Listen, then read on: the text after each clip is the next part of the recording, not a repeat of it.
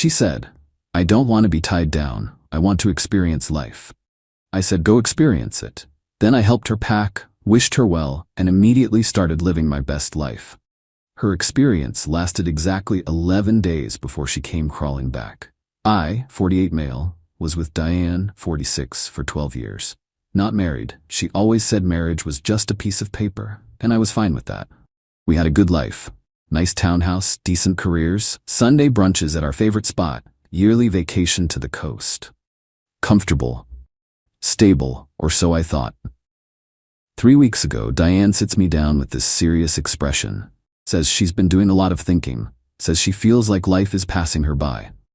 She starts talking about her coworker Melissa, who just got back from a spiritual retreat in Sedona, and how another friend Jessica is taking salsa lessons with her new boyfriend, who's apparently 35 and so full of life.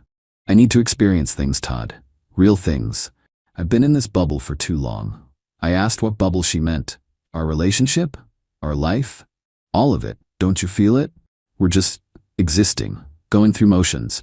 I watch these TikToks of people living their truth and I think, what's my truth? I don't even know anymore.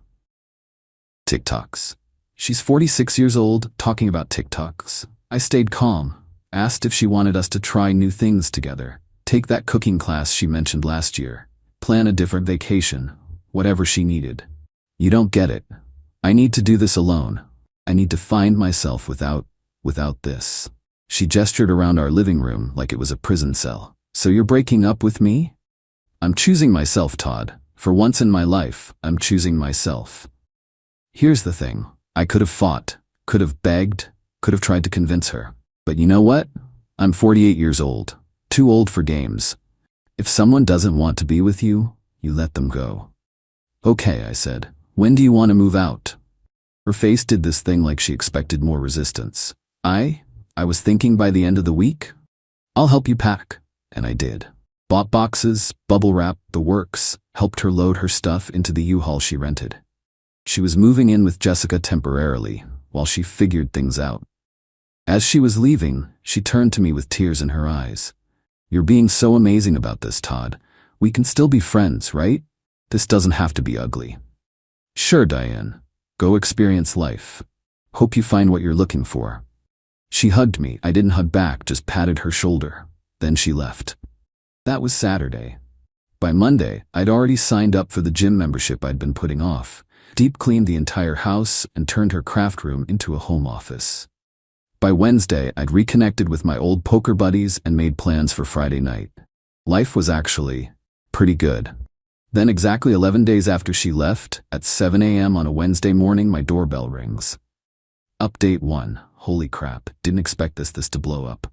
Y'all want to know what happened when she showed up? Buckle up. So there's Diane at my door, 7 a.m., looking like she'd been crying. Hair unwashed, wearing the same yoga pants I saw her leave in, dragging 2 suitcases.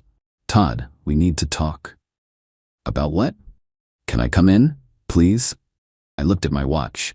I have a work call in 20 minutes. You've got 15. She wheeled her suitcases into the foyer. Didn't even ask, just assumed.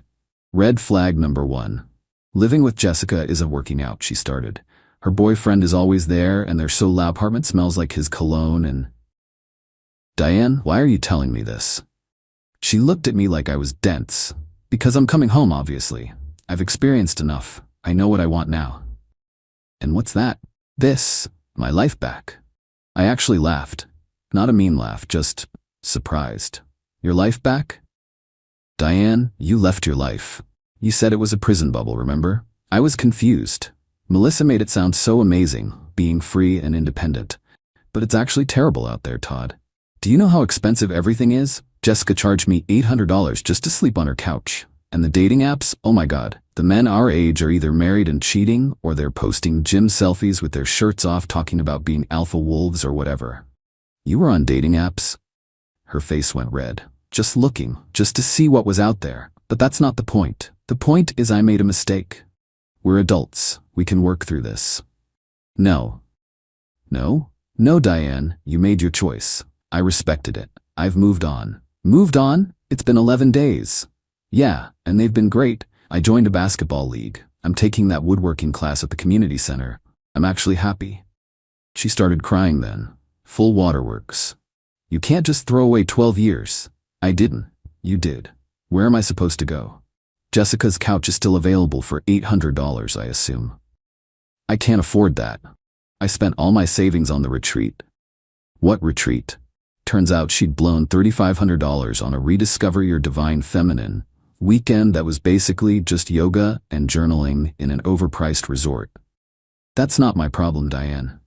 Then she hit me with, you know what, fine, but I want my half of everything. This house, the furniture, everything I'm entitled to after 12 years. Entitled to what?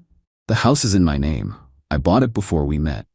You never wanted to be added because you said ownership was too permanent. The furniture? You took what was yours. What's left I bought. I contributed. I bought groceries. I decorated. And you lived here rent-free for 12 years. I think we're more than even. She went ballistic. Started screaming about how I was financially abusing her, how she'd tell everyone what a monster I was, how her friend's cousin was a lawyer who'd make me pay. I stayed calm. Diane, you need to leave, now. This is my home. Not anymore. You chose yourself, remember? Go do that somewhere else. She grabbed her suitcases and stormed out, but not before saying, you'll regret this, Todd. When you're old and alone, you'll wish you'd taken me back. He would not, in fact, regret this. The real comedy started about 2 hours later. Update 2. You guys are not ready for this circus. So 2 hours after Diane storms out, my phone starts blowing up. Her mom, Gladys, calling me a heartless bastard. Her sister, Nicole, texting that I'm throwing away the best thing that ever happened to me. Her best friend, Melissa, yes, the retreat one, leaving voicemails about how I'm stifling Diane's growth journey. I ignored them all and went to work, but Diane wasn't done. Oh no, she was just getting started.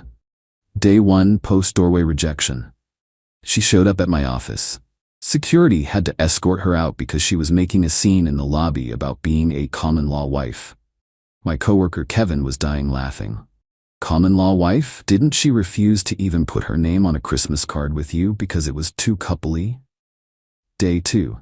She called my mother, crying about how I'd abandoned her in her time of need. My mom, bless her, said, honey, you abandoned him first. Also, you missed my birthday last year because you said family obligations were toxic to your spirit, so I'm not sure why you're calling me now. Day 3. This is where it gets wild. She started a GoFundMe, help a woman rebuild after financial abuse. She raised $47, and yes, $40 of that was from her mom. But wait, there's more. Day 4. Jessica kicks her out because, plot twist, Diane had been hitting on Jessica's boyfriend. Apparently, she thought he was spiritually aligned with her because he also did yoga. Jessica sent me screenshots of Diane's texts to him. Ryan understands my journey in a way Todd never could. Age is just a number when souls connect. I feel like the universe brought us together for a reason. Ryan's 35, the same age she was mocking when she first mentioned him. So now Diane's staying with her sister Nicole, who has 3 kids under 10. Nicole called me begging me to take her back because Diane complained about the kids being too loud for her meditation practice and tried to convince Nicole to make them eat dinner in their rooms so she could have adult conversation at the dinner table. Day 5. The extinction burst. Wait, no, she didn't do that. She did something worse. She signed me up for every single life insurance quote website she could find. My phone and email were getting hammered with, Todd, we've been trying to reach you about your life insurance needs. Petty? Yes. Effective? Also yes. Took me hours to unsubscribe from everything. But then she made the fatal mistake. Day 6. She contacted my ex-girlfriend from college, Rachel, on Facebook, told her I was single and vulnerable, and that Rachel should shoot her shot because I was probably desperate for female attention by now. Rachel screenshotted everything and sent it to me with crying, laughing emojis. Is this the same woman who threw a fit at your company picnic because I commented, nice photo on your LinkedIn picture? Rachel and I had a good laugh. Then Rachel did something beautiful. She posted the screenshots publicly with the caption, when your ex's ex tries to pimp him out because she's mad he won't take her back after she dumped him for experiences. It went mini viral in our city. 1,500 shares. Diane was mortified. Then came the lawyer. Final update. The lawyer showed up yesterday. It was her friend's cousin's roommate, who was a paralegal. Not a lawyer, a paralegal. Douglas, 28, fresh out of community college, showed up in a suit that still had the Jose A. bank tags tucked in the collar. He handed me a letter, printed on regular paper, not even letterhead, demanding I pay Diane cohabitation support of $2,000 a month for 6 years, half the house's value, and emotional damages of $50,000. I actually invited him in for coffee. Poor kid looked terrified.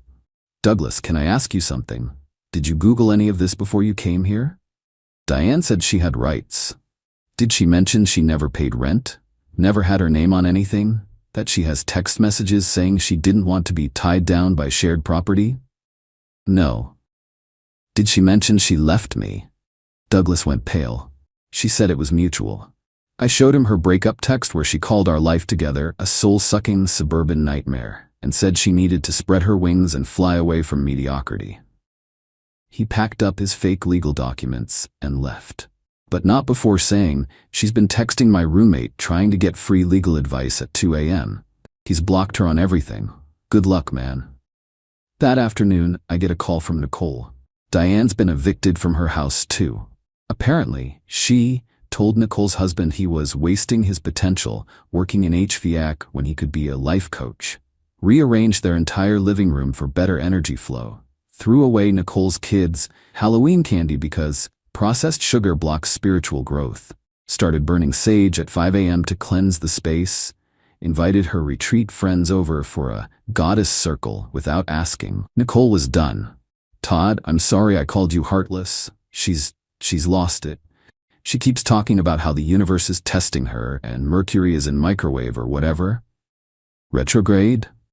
I don't care what it's in, I want her out.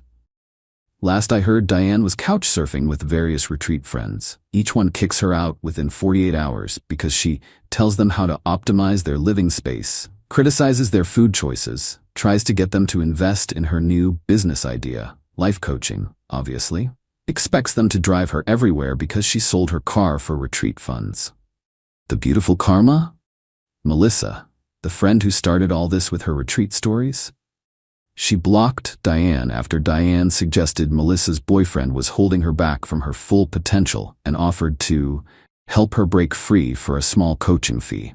Yesterday, I ran into Diane at the grocery store. She was buying ramen and generic brand coffee. Saw me with my cart full of actual food and just stared. Hey Diane, how's the life experience going? She looked exhausted. Todd, you know what? Don't answer that. I hope you find what you're looking for. Really. I meant it, but I also walked away before she could launch into whatever speech she'd been practicing. Got home to find a text from an unknown number. This is Diane's mom. She's staying with me now, made her get a job at Target. She starts Monday. Thank you for not taking her back. She needed this wake-up call. P.S. I'm sorry for calling you a bastard. Plot twist. Gladys ended up being the real MVP. My life now? Fantastic. Lost 15 pounds at the gym. Finished my first woodworking project, a cutting board. It's crooked but it's mine. Poker nights with the guys every Friday. Went on a couple dates with a woman from my basketball league named Andrea, who actually has her life together and doesn't think Mercury controls her destiny. Diane's TikTok, yeah, I looked, sue me, is now full of videos about starting over at 46 and when the universe humbles you. She has 47 followers and her comments are turned off after people kept pointing out the irony of her leaving toxic situation videos. The moral of the story? When someone tells you they don't want to be tied down, untie them completely. Then go live your life while they figure out that freedom without a plan is just expensive homelessness. To everyone saying I should have taken her back, why? So she could leave again the next time Jessica or Melissa had a midlife crisis? Nah, I'm good. To the people calling me cold, I'm not cold. I'm just done. There's a difference. And to Douglas the paralegal who DM'd me apologizing, you're good, kid. We've all been there, but maybe stick to real estate law. Peace out, Reddit. I'm taking Andrea to that Italian place Diane always said was too predictable. Turns out predictable is just another word for reliable, and at 48, I'm completely fine with that. Todd out.